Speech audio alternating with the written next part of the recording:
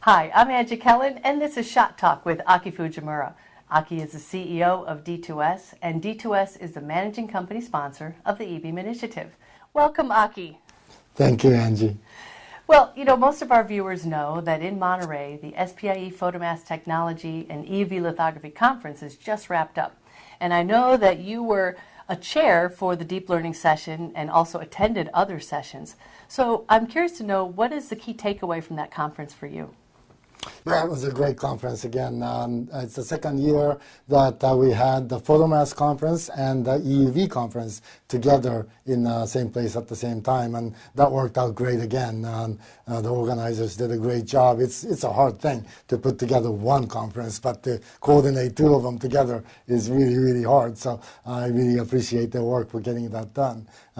It's interesting because EBeam, which does the leading edge of mask, and EUV have a lot in common because they are both very high energy sources. So from a scientific point of view, there's a lot of synergy in having them together. But it's also the case that from adoption of EUV for high volume manufacturing, it's extremely critical to get the mask infrastructure ready. And some of the critical path items right now are pellicle and actinic or EUV-based mask inspection, pattern inspection. From that point of view, this was a very significant conference in that LaserTech talked about their actinic pattern inspection. They've had a blank inspection based on EUV as the light source, but this was the first time that somebody talked about a commercial application of actinic pattern inspection.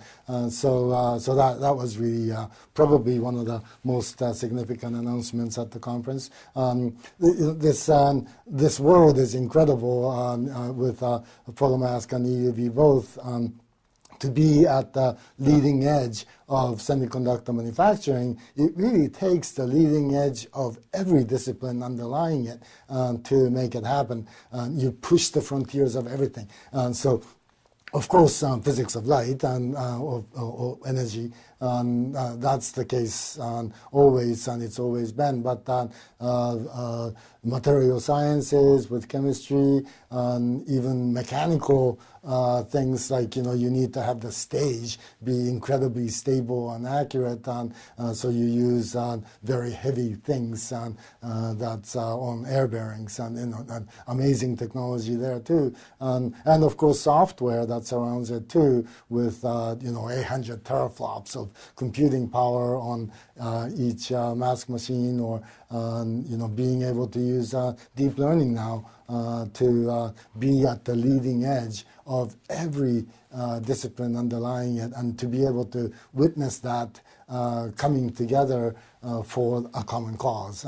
It's really great. Being at the conference really reinforced why I love being in this industry so much. Well, Aki, building on being on the leading edge and building on that energy, at the conference, the EBeam Initiative held its annual members meeting and, of course, went over the surveys, which are always highly anticipated. So let's talk about the perception survey. Was there something different that you found this year, different than last year, or what are your thoughts on that? Yeah, it was always interesting. Perception survey is very popular. I get great feedback on it, and we're glad to be able to contribute in a small way. I think the EUV sentiment, perception survey is about how people feel. EUV people are very confident that it's really going to be adopted for high volume manufacturing. Multi-beam mask writing has actually always had very high confidence, and that continues this year. The biggest thing that I was encouraged by was to see the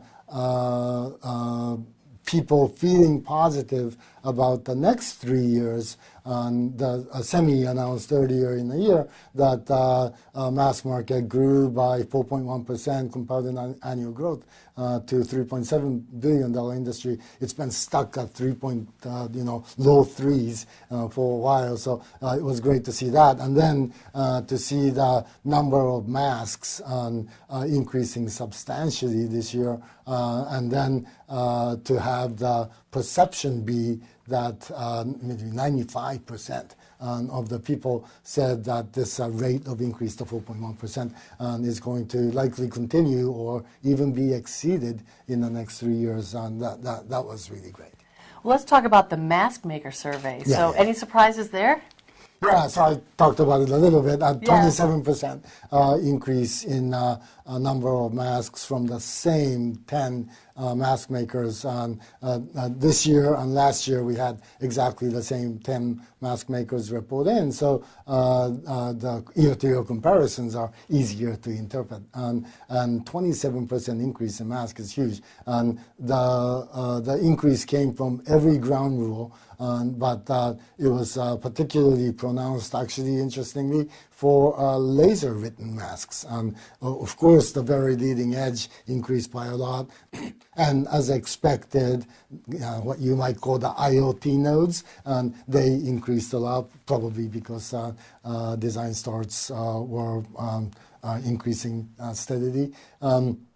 But what I thought was interesting was the number of masks being written by laser increased quite a bit. 74% of the masks reported in by these 10 companies were written by laser.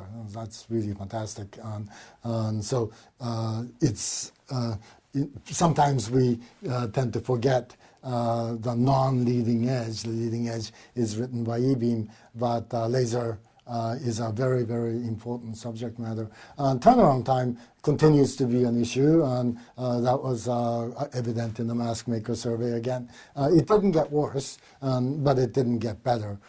So what's happening is that every year what's reported is that the leading edge nodes, the leading edge ground rules, have significantly higher turnaround time than the nodes before. So it's reported again this year. And this trend of every ground rule improvement increasing turnaround time makes sense because you need more sophisticated processing, but is a problem for the mask industry. So we want to be able to do some things about that. And on average mask write time, for example, a turnaround time has many different components, but one main component is how long it takes to write the mask in a writer. And on average for VSP writers went up from 6.8 hours to 8.3 hours. That's very significant. And also, interestingly, the average write time for laser written masks went up from 1.8 hours to 2.1 hours. So in addition to the number of masks being written increasing significantly, the amount of time it takes to write each one went up significantly. So the total demand on mask writing machines total, both for laser and EBeam, went up really, really significantly. The one good news, though, was the turnaround time for VSB in how long it took for the longest VSB written mask was at 40.2 hours this time. It was 60 hours before, and for many years before, it's been greater than 40 hours. So that the maximum write time is contained is good, but average going up, clearly there is high demand for EBeam and laser written masks. Well, the clearly very interesting results that you have from both of those. So thank you for continuing to provide those surveys to the industry. Now, the EBeam Initiative itself also had news, and you had welcomed a new member company, Tokyo Electron, or also known as TEL. Yeah. We really are very, very happy to have this was the 9th EBeam Initiative meeting, and Tokyo Electron joining us at this time. It's a real honor, and they're a very significant player as the world had been turning from really a lithographic centric development to much more resist, etching, other technologies became increasingly important. Tokyo Electron's been, absolutely a key part of both the mask infrastructure and the wafer infrastructure. So it's great to have them join us. Fantastic. Well, also, let's take a look at D2S for a second, and I should say congratulations on the new launch of the Center for Deep Learning in Electronics Manufacturing, and it also goes by CDLe. So maybe you can explain to our viewers what the goal of the CDLe is. Yeah, so it's an alliance of companies that came together because we all believe that deep learning is a key technology, not just for software, but because software affects everything, for all equipment, manufacturing equipment, and particularly where we have to be at the leading edge because we're in the semiconductor field. And so we want to make sure that we have the best effort in deep learning that we can put together possible, and we all realize that it would be great to do it together because there is a lot of cost of infrastructure, particularly for our kind of applications of deep learning.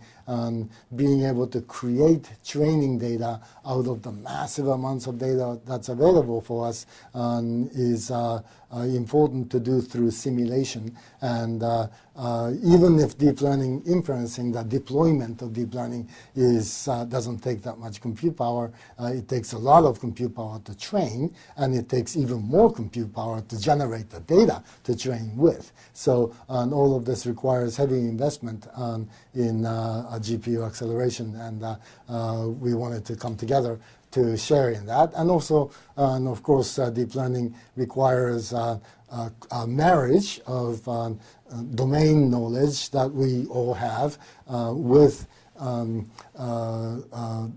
deep learning expertise that can come only really from having been doing deep learning for the last few years, and that takes a lot of effort, and it's not just that it's expensive. That's true too, but it's the recruiting effort is very difficult. So we wanted to share in that so that we can all do it faster and do it better. So Aki, there are 3 companies that are part of this, as member companies: NewFlare, Micronic, and D2S. Why these 3 companies? Yeah, so we just had common interest, and we had a vision match, I guess, about deep learning, and we are companies that really trust each other, and that's very important for an alliance of this kind where we work together in one place. Well, we certainly look forward to the contributions coming out of the CDLe. And I'm going to wrap up by saying thank you so much for sharing your insights today with me. I really appreciate it. And good luck with the CDLe. Yeah, thank you, Angie. And we hope you'll join us as well and check out Jan Willis's interview with Ajay Barnwal. He is the director of the CDLe. And you can find this in our perspective segment of this edition of the Fine Line Video Journal. Well, that's all for me. Hope to see you next time.